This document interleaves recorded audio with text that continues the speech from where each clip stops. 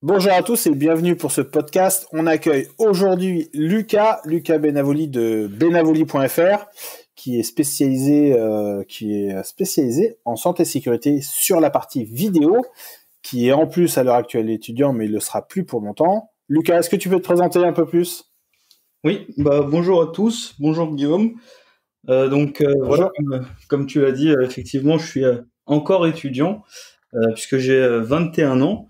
Donc je suis étudiant actuellement en école d'ingénieur. Donc je fais une formation d'ingénieur en gouvernance des risques à Bourges, à l'INSA Centre Val-de-Loire. C'est une formation que je fais en alternance. Donc je suis à la fois en cours et à la fois en entreprise.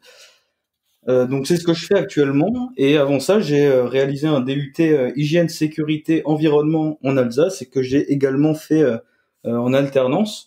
Aujourd'hui, actuellement, je suis dans ma 3e année d'études post-bac et j'ai finalement 3 ans de pseudo-expérience puisque j'étais en alternance et j'ai pu voir et connaître un petit peu le monde de l'entreprise. Et est-ce que tu peux nous parler de l'IUT? Parce que tu as dit que tu avais fait un IUT avant d'intégrer l'INSA. C'était lequel l'IUT là sur la partie HSE? C'est l'IUT à Colmar, donc en Alsace. l'IUT à Colmar. Ok. Et ils ont une filière spécialisée en HSE du coup. Voilà, exactement. Donc c'est tout à fait en alternance. Ouais, voilà. C'est cool. C'est ça.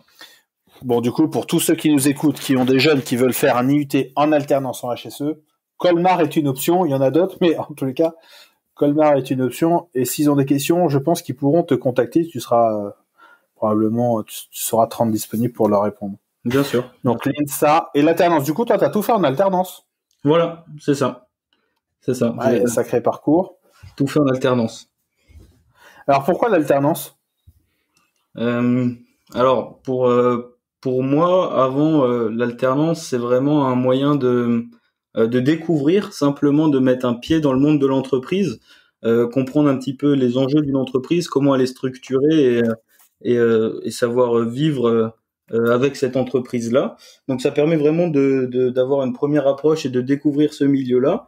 Mais après, au-delà de ça, selon la formation qu'on fait, ça permet vraiment de mettre en pratique des acquis théoriques qu'on a eu à l'école et vraiment de les mettre en pratique dans le milieu de l'entreprise, d'avoir des retours, des délais à respecter, des budgets à respecter et des missions à réaliser tout au long de cette alternance. Du pratico-pratique tout de suite. Exactement, du pratico-pratique. avec quand même le challenge, et franchement chapeau, parce que j'avais fait une année d'alternance sur mon parcours, ce qui est finalement pas, enfin voilà, j'ai souvenir que faire le jonglage entre les périodes scolaires et les périodes en entreprise sont quand même loin d'être évidentes, donc chapeau pour cet engagement. Toi, tu le vis comment? C'est pas trop compliqué les bascules entre les deux? Alors ça dépend vraiment du rythme de l'alternance. Je pense que c'est vraiment un des points les plus sensibles quand on fait de l'alternance, c'est le rythme sur lequel on est des fois à l'école, des fois en entreprise. Là, moi, aujourd'hui, en école d'ingénieur, je suis globalement sur du 2 mois à l'école, puis 2 mois en entreprise. Donc, ce qui est très bien, puisque je peux suivre des dossiers, des projets du début à la fin quand je suis en entreprise. Par contre, après, ça fait des grosses coupures quand on est à l'école. Donc, il y a des points positifs et négatifs.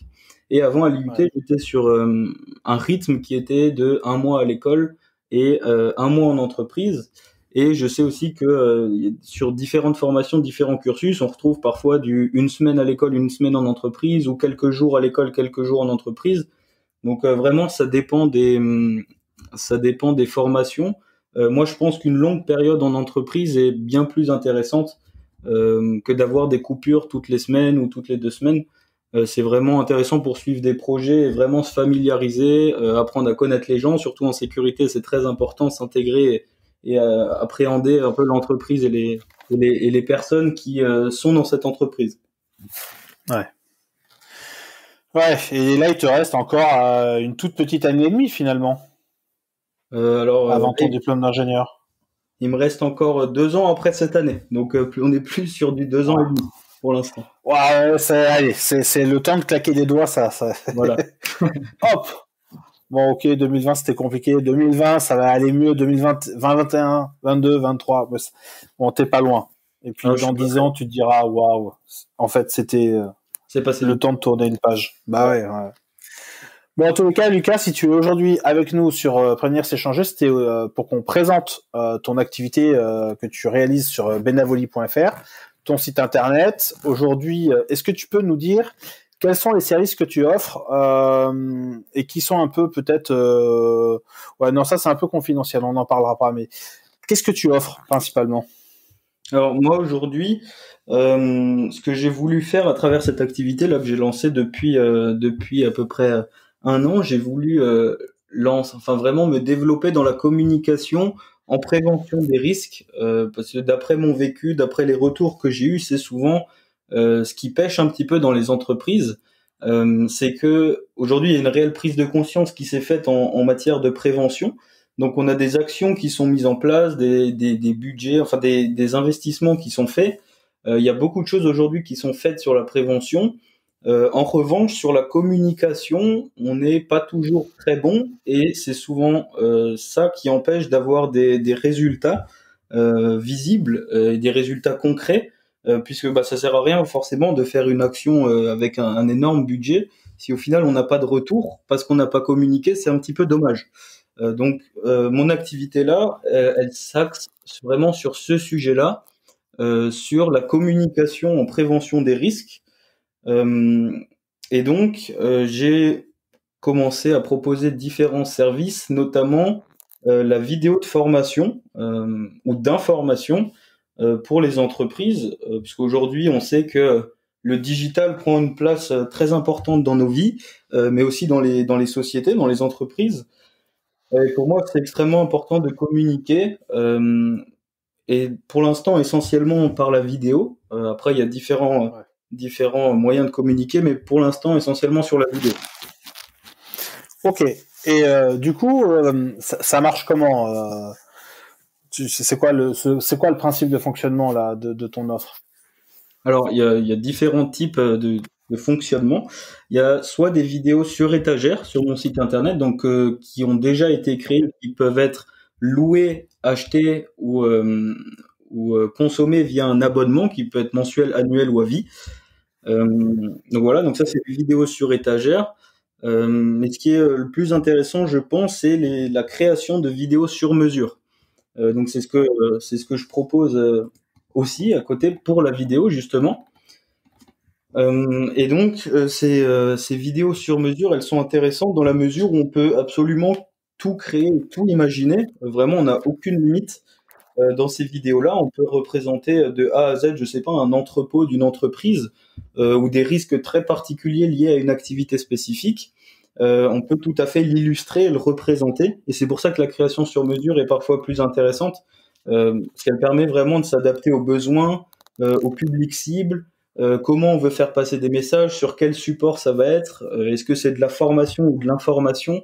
Vraiment, il y a vraiment un accompagnement qui est fait de A à Z sur cette vidéo-là, où on définit justement les cibles et comment on va communiquer sur ce message.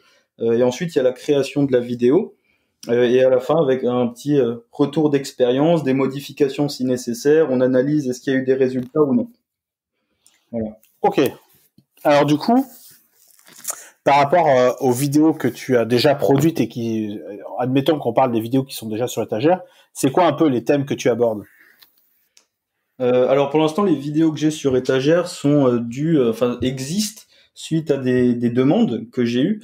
Donc pour l'instant, on est essentiellement sur. Alors pour l'instant, j'ai une dizaine de vidéos sur étagère et on est à 80-70%, on va dire, sur de l'incendie pour l'instant. D'accord. Mais je souhaite en faire davantage sur notamment les thèmes de la sécurité, de la santé, de l'environnement. Il y aura un petit peu de qualité et globalement essayer de traiter un ensemble de thèmes qui est assez large, mais qui est toujours lié à la prévention des risques, alors que ce soit des risques, on va dire entre guillemets basiques et courants, mais aussi sur des thèmes un petit peu plus spécifiques par la suite. Voilà, vraiment essayer de traiter un petit peu tous les sujets. Bon, on va pas en parler plus aujourd'hui parce que je suis certain que tu as plein de surprises dans tes bannettes avec une feuille de route qui est relativement importante. Du coup, il va falloir qu'on revienne souvent voir ce qu'il y a en ligne et au catalogue pour pouvoir te passer commande. Voilà, tout à fait. Est-ce qu'aujourd'hui tu as c'est quoi un peu le mode de consommation de tes vidéos? Tu t'en sais un peu plus sur comment tes clients l'utilisent, ce qui pourrait donner un peu des idées à nos auditeurs sur comment utiliser la vidéo au quotidien dans leurs organisations? Oui.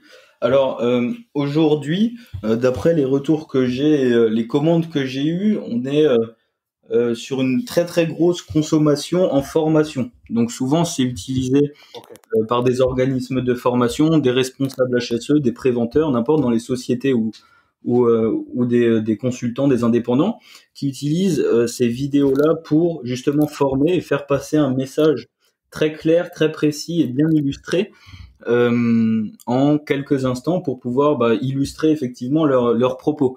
Je dis n'importe quoi, là, je vais prendre un exemple sur les 9 principes de prévention. Si une personne arrive dans une entreprise, par exemple, et qui suit un accueil sécurité, le responsable HSE en question peut se servir de cette vidéo pour faire passer un message peut-être plus simplement que juste en les expliquant. Donc c'est à ça que ça sert en grande partie aujourd'hui, c'est surtout de la formation, mais on commence également à avoir une consommation qui est liée vraiment à l'information et au rappel de consignes. Avec notamment un affichage sur des écrans en entreprise, sur des écrans dynamiques ou juste des écrans qui sont à droite à gauche, où ils passent des fois des vidéos comme ça, et ce qui permet aux salariés, alors que ça soit à la pause café, juste dès qu'ils passent devant l'écran, dans les ateliers ou autres, des fois de se rappeler certaines règles. Et donc du coup c'est assez intéressant, justement ces petites vidéos là, c'est assez court, en général entre 30 secondes, plus 1 minute et 2 minutes. C'est assez court, c'est bien illustré et c'est efficace. Ok. Aujourd'hui, tu as déjà des retours sur quand tu dis efficace, tu as des détails un petit peu plus sur l'aspect résultat. Enfin, il y a des vrais changements dans l'organisation et dans le comportement, tant des managers que des collaborateurs. Tu as des retours un peu là-dessus? Alors pour l'instant, pas énormément de retours sur, en tout cas, ce qui est la partie information, mais pour la partie formation, notamment des organismes de formation qui ont voulu certaines de mes vidéos, les stagiaires qu'ils ont formés sont très contents d'avoir ces petites vidéos-là, parce que des fois, ça évite un long discours qui est peut-être mal interprété, et du coup, ça peut créer des confusions. Là, vraiment, avec une vidéo, allier le texte, donc la voix off, avec des images qui sont assez précises. On essaye d'être toujours précis et de faire du contenu de qualité. Du coup, les stagiaires arrivent beaucoup mieux à intégrer une idée ou un concept, quelque chose qui peut à la base paraître très compliqué, et avec une vidéo, on arrive à tout simplifier, mais en gardant l'exactitude et un contenu intéressant. Et puis, quand on passe d'une personne à l'autre, c'est toujours le même message, qui est quand même le grand avantage de la vidéo dans les domaines qui nous concernent. Exactement.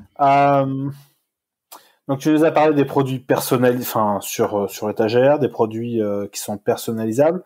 Alors quand tu dis personnalisable, tu pars du tout au tout, c'est-à-dire que je suppose que tu dois faire de la mise en page type charte graphique, mais tu dois aussi être sur de la production de contenu complet. Oui, c'est ça. Aujourd'hui, moi, actuellement, je conçois l'ensemble de la vidéo de A à Z. Et en fait, je suis un déroulé avec la personne qui me fait la demande. Du coup, d'abord, on commence par un premier échange. Ensuite, il y a en option la création d'un plan de communication et d'un plan d'action pour savoir vraiment quel est le public cible, le message à faire passer, quel visuel on va choisir, qu'est-ce qu'on veut faire réellement. Élaborer une vraie stratégie de communication et pas simplement se dire je fais une vidéo, je la fais et puis je la balance et voilà. C'est vraiment établir une vraie stratégie qui a du sens et sur laquelle on pourra espérer avoir des résultats. Ensuite, après cet échange-là, je réalise un storyboard. Donc un storyboard, c'est on va dire une trame de la vidéo, un croquis de la vidéo. Le script. Voilà, c'est ça. Donc il y a le script et puis il y a des petites cases dans lesquelles je dessine. Alors je dessine pas très bien, mais ça c'est un autre sujet. Mais voilà, je fais un petit croquis de ce que je vois bien à l'écran sur l'image. Et ça permet, donc je sais pas, sur une vidéo de 1 minute, il y a une quinzaine, vingtaine de cases de petits dessins. Et ça permet après à la personne de valider ça ou pas. Comme ça, elle peut se faire un visuel avant de créer la vidéo. Elle peut se dire, bah voilà, là, ça va être comme ça me plaît pas, ça, je le changerai un petit peu. Donc, on peut déjà valider ça. Et ensuite, effectivement, il y a la réalisation de la vidéo avec des points d'avancement réguliers. Donc, quand je dis réalisation de la vidéo, c'est tout de A à Z. Donc, c'est le script, effectivement, c'est la voix off, c'est les illustrations, les animations, le montage, puis la livraison après. Et ensuite, comme je l'ai dit tout à l'heure, un petit à la fin un retour d'expérience, voir s'il y a eu des résultats, analyser qu'est-ce qui a bien marché, qu'est-ce qui a pas bien marché, est-ce qu'on doit faire des modifications. Voilà, donc c'est vraiment tout un processus de création qui est assez complet, quoi. Ok. Bon, du coup, c'est toi qui héberges les vidéos dans le cadre des locations et tu livres les vidéos dans le cadre des achats complets. Voilà. Avec les transferts de... Ok, d'accord. Ça marche. Bon.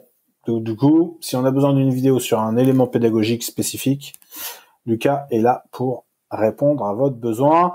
Bon, de toute façon, concernant le dessin, si t'es pas excellent en dessin aujourd'hui, tu finiras par le devenir, au rythme où tu produis des vidéos. Oui, sans doute, espérons. Bon, après, l'objectif n'est pas de faire vraiment un dessin parfait avec des perspectives et des ombres. Vraiment, l'objectif, c'est de faire un petit croquis juste pour qu'on puisse visualiser en un coup d'œil ce qu'on veut avoir comme résultat. Mais effectivement, au niveau de la fréquence des vidéos, ça, c'est quelque chose qui est assez important aujourd'hui. On est en phase de se développer. Donc même si aujourd'hui il y a que 11 vidéos sur étagère, il faut partir du principe que fin 2021, il y en aura plus d'une cinquantaine. Donc vraiment, l'année, on va vraiment faire un gros bond au niveau du contenu, de la quantité de contenu, mais tout en gardant la qualité. Parce que c'est ça la priorité du marché, c'est la qualité. Ouais. Ce que je voudrais, je crois qu'on a fait un peu, globalement le tour de tes services. Ce que je voudrais, c'est qu'on revienne un peu sur je suppose que tu consommes ton propre contenu en tant que apprenti HSE dans les entreprises chez qui tu interviens. Est-ce que ça a changé pour toi en tant que HSE quelque chose? Alors oui, sur certaines, effectivement, je l'utilise des fois lors de formation. Et effectivement. Alors sur le long terme, j'ai pas encore de retour à te faire là-dessus. Sur le long terme, est-ce qu'après il y a vraiment des résultats? Ça, je ne sais pas pour l'instant, mais je te le dirai dès que j'en aurai, ça y a pas de souci. Par contre, au niveau de la formation, on se rend compte que il y a beaucoup de choses qui vont pas plus vite, mais qui sont intégrées plus vite. Même quand on regarde les petits quiz qu'on fait à la fin des formations pour voir si les compétences elles ont été acquises.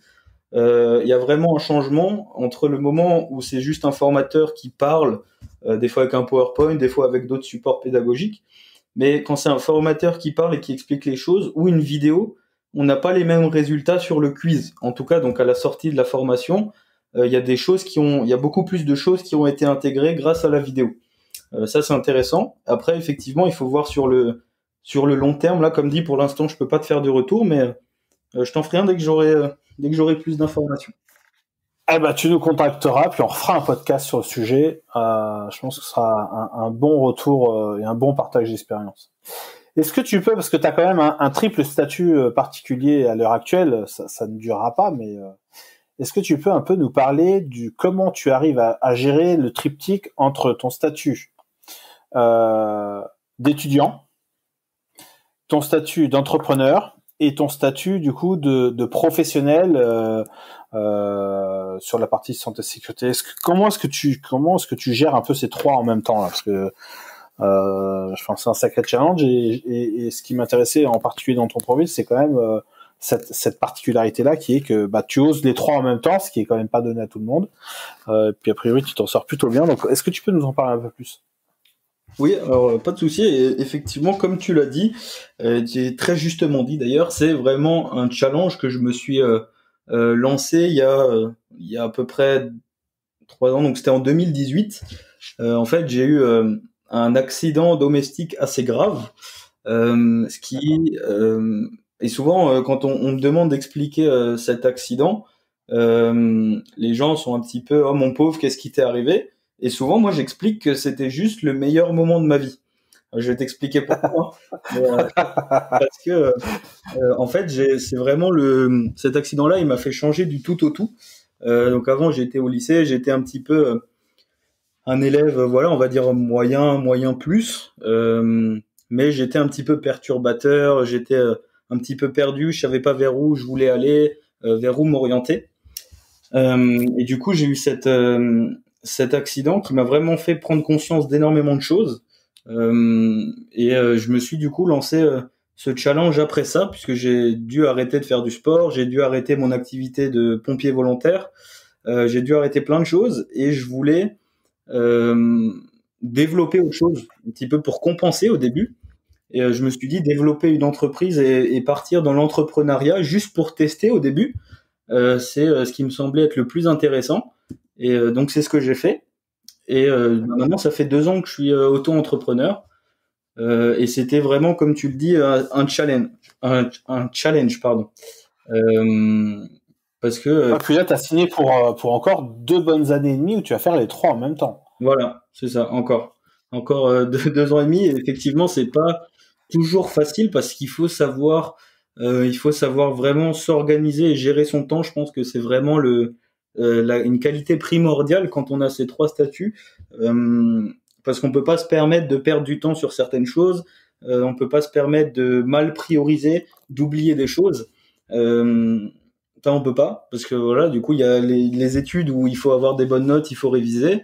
Il y a l'alternance quand je suis en entreprise où voilà, j'ai pas des devoirs en tant que tel comme on pourrait le dire quand on fait des études, mais j'ai aussi des choses à faire, des choses sur lesquelles il faut se concentrer, des gros projets à suivre avec plusieurs responsabilités.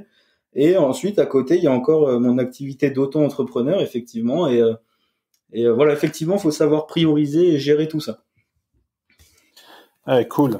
Enfin, c'est cool. Et à la fois, j'ai envie de dire, 2020-2021, tu seras pas trop tenté par les soirées au bar, les soirées en boîte de nuit. Voilà.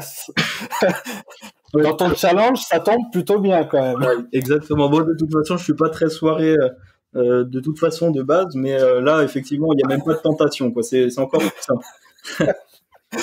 Bon, c'est pas une vie moniale, mais en tous les cas, ça te fait pas de perturbation de ce point de vue-là. Exactement. Et du coup, par rapport à tout ça, j'ai une question qui tourne autour de ton âge, de ton expérience et le rapport que tu peux avoir avec certains HSE qui pourraient avoir la posture qui sont du ouais, non mais moi je sais, je vais t'expliquer.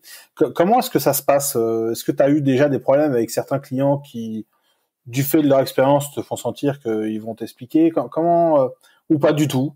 Ou c'est toujours hyper ouvert? Comment ça se passe? Parce que tu as un statut d'étudiant et tu es entrepreneur, mais parfois la jeunesse et la fougue sont en avantage et parfois ce manque d'expertise ou d'expérience peut te remettre en cause. Est-ce que ça t'arrive? Pas du tout. Alors, c'est effectivement une question que je me suis déjà posée aussi. Alors pour l'instant, ça m'est pas arrivé avec les clients que j'ai eu. Effectivement, pour l'instant, ça s'est toujours très bien passé parce que j'essaye. Ils savent pas monter de la vidéo. Même si je suis pas un expert, j'essaye quand même de montrer ce que je sais et surtout ce que je sais faire. Donc je mets plus ça en avant que mon jeune âge et ma faible expérience. Mais en tout cas, j'ai quand même un point de vue. C'est pas parce que, de toute façon, c'est pas parce qu'on est entrepreneur qu'on sait tout. On a toujours quelque chose à apprendre. Même si c'est quelqu'un qui a 45 ans d'expérience dans le milieu de l'industrie, je sais pas, il aura toujours des choses à apprendre. Et ça, c'est mon point de vue. Donc, effectivement, pour l'instant, j'ai pas eu de problème lié à mon âge et à ma faible expérience.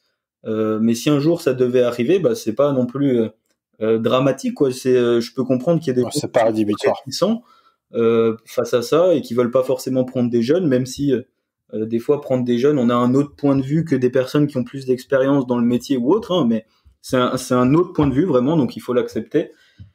Et puis j'essaye quand même globalement toujours d'écouter les personnes et je cherche toujours à en apprendre plus. Donc après c'est aussi une expérience en plus pour moi. Et puis voilà, après j'essaye quand même toujours d'en apprendre plus. Enfin moi dès que j'ai du temps disponible, je vais pas je sais pas regarder la télé ou autre, j'essaye toujours d'en apprendre plus, de m'informer sur les sujets, sur la communication. Je lis beaucoup de livres, j'essaye de rentrer en contact avec beaucoup de professionnels de la sécurité, vraiment d'échanger régulièrement. Et ça me permet après, même si aujourd'hui j'ai un peu moins de légitimité, peut-être d'en avoir plus d'ici 4-5 ans en faisant tout ce que je fais aujourd'hui en fait. Je plante des petites graines pour le futur. Ouais, ça t'as raison. Ouais, de toute façon, là-dessus, mais c'est un état d'esprit et c'est pas une question d'âge. Voilà, exactement. Voilà. Ouais. Bon, bah dis donc, ça en fait des histoires à raconter autour de ton activité, de ton challenge et de ce changement de vie un peu que tu as vécu au lycée. Et du coup, on va arriver sur un peu les deux dernières questions que je pose habituellement. La première, c'est si tu devais conseiller un livre qui, toi, t'a touché ou marqué, est-ce qu'il y en a un en particulier que tu souhaiterais mettre en avant, ou plusieurs d'ailleurs? Alors vraiment, un livre qui, moi, personnellement, m'a vraiment inspiré et qui m'a vraiment fait changer de point de vue sur bon nombre de sujets, c'est le livre Libérez votre cerveau de Idriss Aberkan. Euh, D'accord. ouais, tu connais, hein, je pense. Euh, Ouais, c'est après, du coup, j'ai appris, enfin, j'ai suivi beaucoup de ces conférences, beaucoup de choses. Alors, il y a certains sujets où je suis pas forcément d'accord, mais il y en a d'autres où vraiment ça permet juste d'ouvrir son esprit 2 minutes, de prendre du recul et d'analyser les choses autrement. Et c'est ça que je trouve plus intéressant, au-delà forcément du message, c'est vraiment la méthode et savoir prendre du recul, savoir comprendre certaines choses qui peuvent être intéressantes. De toute façon, aujourd'hui, tout est utile, tout ce qu'on apprend, ça peut resservir un jour ou l'autre, donc il faut pas se limiter là-dessus. Voilà, ouais. c'est vraiment un livre que j'ai lu quand j'étais en bac plus 1, donc juste après le bac, et qui m'a vraiment permis un petit peu de changer mon point de vue et de prendre conscience de certaines choses. Bon, et est-ce que tu as réussi à domestiquer ton cerveau, Bah, je sais pas, à prendre la main dessus? je sais pas si j'ai encore réussi à prendre la main dessus parce que des fois il nous vient un peu mal, mais non, globalement c'est vraiment plus pour le la prise de recul et changer de point de vue. De toute façon, je pense que ça, il faut toujours le faire dans la vie face à n'importe quelle situation. C'est vraiment essayer de changer de point de vue, de se mettre à la place de l'autre, de comprendre des choses que d'autres personnes ne comprennent pas forcément. C'est avoir un regard différent sur les situations et c'est toujours utile, je pense. Donc voilà. Du coup, est-ce qu'il y a d'autres livres? Parce que bon, libérer son cerveau d'Idriss Aberkan, enfin, t'envoies la purée là déjà. Bon, ça sous-entend que, enfin, c'est ce que je comprends, c'est ce que j'entends, c'est que il y a d'autres livres que tu as sur ton étagère ou sur ta table de chevet. Est-ce qu'il y a un autre titre ou des autres titres que tu souhaiterais partager? Alors après, pas, c'est pas des livres, comment dire, vraiment qui ont été très impactants dans ma vie. Alors je lis pas mal de choses sur la sécurité et la prévention. Moi, les livres que je pourrais conseiller, c'est les livres de Marc-André Ferron. Alors j'en ai pas un en particulier dans la tête. Tous sont très intéressants. Il parle de la gestion de la sécurité et de la prévention en entreprise et il fait beaucoup de comparaisons à des choses de la vie quotidienne et c'est assez original et des fois, bah, c'est un peu pareil que le livre d'avant, ça permet d'avoir un autre point de vue et de comprendre comment les autres voient les choses. Et c'est assez intéressant de toute façon. Et puis, je pense que il faut lire en sécurité, il faut lire des livres sur la sécurité, mais il faut aussi lire des livres sur le management, sur la gestion, sur le marketing, sur la communication. Il faut pas se limiter juste à la sécurité et la prévention des risques. Il faut vraiment essayer un petit peu de chercher dans les autres domaines ce qui se fait et ensuite l'adapter à la sécurité et la prévention des risques. Parce que finalement, la communication en HSE, c'est un petit peu comme du marketing. C'est on va essayer de rendre nos actions visibles, on va essayer d'être impactant, on va essayer d'intégrer cette idée dans la tête des gens entre guillemets, de leur faire vraiment comprendre certaines choses. C'est un petit peu le principe de la publicité, sauf que là c'est de la publicité interne en prévention des risques, c'est un petit peu ça. Et je pense que c'est vraiment ça qui est intéressant, c'est d'essayer d'aller chercher ce qui marche bien dans d'autres domaines et après essayer de l'appliquer en prévention. Alors des fois ça marche, des fois ça marche pas, mais je pense que c'est vraiment ce qu'il faut essayer de faire. Voilà, je te rejoins complètement sur tous ces aspects et c'est d'ailleurs toute la difficulté de ce métier-là, c'est d'aller découvrir tout ce qui nous entoure parce que si on veut faire correctement de la santé et sécurité dans tous les secteurs de l'entreprise, bah il faut s'acculturer sur un peu tout et c'est un sacré ouais, c'est un sacré challenge quand même. Ça c'est tiens. Il y a beaucoup de choses à faire, à voir, à savoir. Donc effectivement, c'est un gros challenge comme tu dis. Euh, mais après, effectivement, il y a des outils après qui existent pour ça. On peut se faire aider. il y a des solutions qui existent, hein. Il y a des gens qui y arrivent, mais il faut toujours essayer de performer sur ce qu'on a déjà en place et les actions qu'on a déjà mises en place. Il faut pas toujours essayer de refaire que du neuf et de se dire je vais mettre une nouvelle action en place juste pour faire plaisir à la direction, mais il faut déjà, avant de faire ça, je pense, être très bon, voire excellent sur ce qu'on a déjà en place dans l'entreprise. Avant de toujours essayer de ramener du neuf, essayer d'être déjà très très performant sur ce qu'on a déjà en interne. Ouais, en sachant que le PDCA est rarement réalisé sur le check et le act à la fin quand même. Oui. Hein. Oui. Donc je te rejoins sur cette point. Mais ce qu'on dit, je fais du PDCA, et puis quand on dit est-ce que tu as checké, est-ce que tu as acté, il y a quand même pas souvent. Là, on a du monde. C'est bizarre, ils ont disparu. Mais où sont-ils passés? Ouais, mais entièrement. Ouais, du coup, par rapport à ce que t'as quand même, enfin, encore une fois, ton profil est très atypique. Et moi, je considère que c'est la valeur et la maturité, c'est pas une question d'âge. Est-ce que toi, t'as un conseil que tu aurais aimé recevoir quand tu étais au lycée par rapport à ce que tu fais aujourd'hui, ou par rapport au chemin que tu as parcouru ces dernières années? Alors, oui, j'aimerais bien, j'aurais bien aimé avoir ce type de conseil. C'est plus un petit peu plus lié du développement personnel et tout ça, mais c'est des conseils qui m'auraient bien aidé. C'est et fais quelque chose qui te plaît, fais quelque chose que tu aimes, mais fais-le à fond. C'est peu importe des fois ce qu'on dit sur l'orientation, sur certaines choses, il faut faire ce qui nous plaît, mais il faut juste le faire bien et se donner à fond. Il y a beaucoup, enfin même moi de camarades de classe que j'ai eu, il y en a beaucoup qui voulaient se lancer dans l'entrepreneuriat, qui avaient des beaux projets, qui voulaient se lancer dans certaines choses. Et il y avait deux possibilités, soit c'est quelqu'un qui les démotivait et du coup ils arrêtaient, ils le faisaient jamais, soit dès que ça venait difficile, ils lâchaient tout de suite. Et ça a été mon cas aussi à une période où dès que ça devient dur ou dès qu'on n'aime pas ou dès que quelqu'un nous dégoûte un petit peu, on le fait pas. Mais je pense qu'il faut aller plus loin que ça. Il faut vraiment essayer de faire ce qui vous plaît, faites-le à fond. Et voilà, moi c'est ça que j'aurais voulu avoir quand je suis au lycée, d'autant plus que j'ai fait le calcul l'autre jour. Dans une vie moyenne, on n'a que à peu près 30 000 jours à vivre. Et donc, c'est horrible ce que tu dis. Bah oui, non mais tu vois, c'est pas 2 millions quoi, c'est 30 000. Et alors, dans les 30 000, il y a déjà la jeunesse, enfin la scolarité, la vieillesse, bref. Pour moi, c'est vraiment, il faut profiter, faire ce qui nous plaît et se donner à fond parce que la vie, elle n'est pas éternelle, tu vois, enfin, elle n'est pas infinie. Donc, il faut vraiment faire ce qu'on aime et ce qui nous plaît. J'ai un petit peu. Je vais rebondir sur ce que tu as dit parce que peut-être qu'on a des parents qui vont nous écouter sur le podcast. La dernière fois, je sais plus où j'ai lu ça, et c'est pour les enfants qui passent le bac. Il faut savoir que le jour où mon fils passera le bac, il aura passé 80% du temps qu'il devait passer avec moi. Et donc, sur le reste de sa vie, ça représentera le temps qu'il passera avec moi, ce n'est que 20%. Oui. Et tu vois, ça me fait penser à tes 30 000 jours là. Ça fait partie du truc où on dit c'est un peu court. Donc entre la date d'entrée et la date de sortie, il va falloir quand même se bouger si tu veux faire quelque chose de ta vie. Voilà, exactement. C'est plus à ça que je voulais arriver, à cette conclusion-là. Peut-être que je l'ai mal amené, mais c'est à ce message-là où je voulais arriver, en tout cas.